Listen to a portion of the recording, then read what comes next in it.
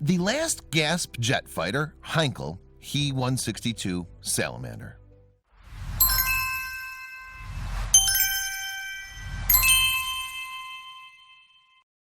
While easy to disregard as just another of the last-minute jet projects undertaken by the Nazis as Allies closed in, the Heinkel He-162 Salamander was no jury-rigged disaster like some of the other utopian German projects. It was quite capable and brilliant feat of engineering. The Germans had the inspiration, the technology, the materials, and most importantly, the desperate need to crank out a capable jet fighter. The capable Me-262 just couldn't do it alone. What the Germans lacked was pilots, time, and fuel. Envisaged as a people's fighter, which could be flown by just about anyone, the Salamander instead was a high-performance, cutting-edge piece of hardware that stood a good chance of turning the tide of the war if the Heer had been able to hold the Luftwaffe's airfields and oil supplies. The need for better fighter defense had been clear to the Germans since at least August 1943, when Luftwaffe Chief of Staff General Oberst Hans Jaschonek committed suicide due to massive Allied air raids. The Western Allies were flattening German cities one by one, and the Luftwaffe was unable to prevent it, though it did impose a punishing cost on the attackers. Piston jet fighters were capable but insufficient against the 1,000 bomber raids that began in July 1943. The Me-262 fighter was progressing nicely, but Hitler was interfering in its progress, diverting its development to make it capable of bombing. In addition, the Me-262's jet engines were troublesome and in short supply. What was needed was a less complicated project that could be slapped together without any rigmarole and put in the hands of Hitler Youth, who would destroy the enemy bombers as they destroyed the British tankers at Caen. Air defense was becoming critical because the Allies were destroying the lifeblood of any modern army, the Reich's oil supplies. Luftwaffe Minister Hermann Göring and Albert Speer, the armaments chief who knew what the failing industrial base could and could not still achieve, came up with the idea of a throwaway fighter, one made out of wood and other non-critical materials. Specifications were issued on September 10, 1944. This was very late in the war, after France had fallen to the Western Allies and the Russians already were sitting on the Vistula. By any rational calculation, the war was long since lost, and the Germans should have sued for peace rather than embarking on fanciful high-technology projects. But they didn't, because they had high hopes for various panacea ideas, such as the Salamander. On the bright side for the Germans, it was the start of a relatively stable period on all fronts, as the Allies digested their vast territorial gains of the summer.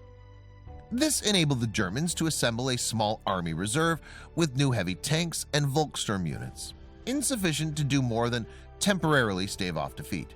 However, this brief reprieve was enough to give the Nazis hopes of prolonging the war long enough for fantastic projects such as the Salamander to bear fruit. It was a forlorn hope, but it kept the men at their guns, which some would say was the real impetus behind crash programs with little likelihood of success, such as the Salamander. An emergency fighter program was set up. Heinkel already had designs in the works. All aircraft designers have contingency designs ready to be worked up in short order should someone want to pay for them, and won the contract. The great advantages of the design were that it only required one jet engine as opposed to the Me-262's two, and that it was made primarily of wood. The design thus was crafted to accommodate the realistic economic situation of Germany in the fall of 1944.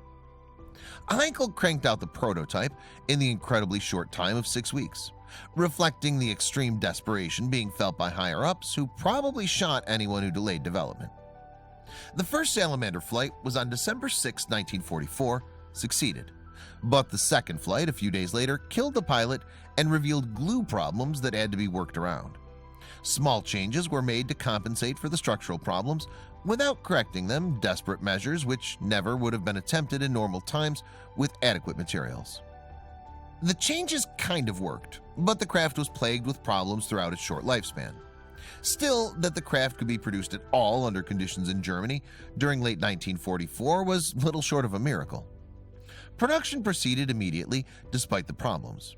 There was a war on. IJG-1 had the honor of training in the brand new fighter at Parchim, which was a convenient 80 kilometers south-southwest of the Heinkel factory. The Allies were onto the German plans and promptly bombed Parchim, sending the units scrambling to other airfields, winding up near the Danish border. There simply wasn't enough time to get the unit ready in normal fashion. But in desperation, some of the planes were flown on missions during the last month of the war anyway. The pilots knew it was a death trap, but the survival of their country was at stake. Some kills were achieved, how many will never be known, but there were several, at the cost of about the same number of planes, lost primarily to mechanical problems. Armament was two 20mm MG-151 cannons, while top speed was variable depending on height, but reached a maximum of an incredible 562 miles per hour for short durations at 20,000 feet. It was the fastest jet in existence, though the rocket-powered Me-163 was faster. Flight duration was a measly 30 minutes, which caused some fatalities in pilots who couldn't make it back to the runway.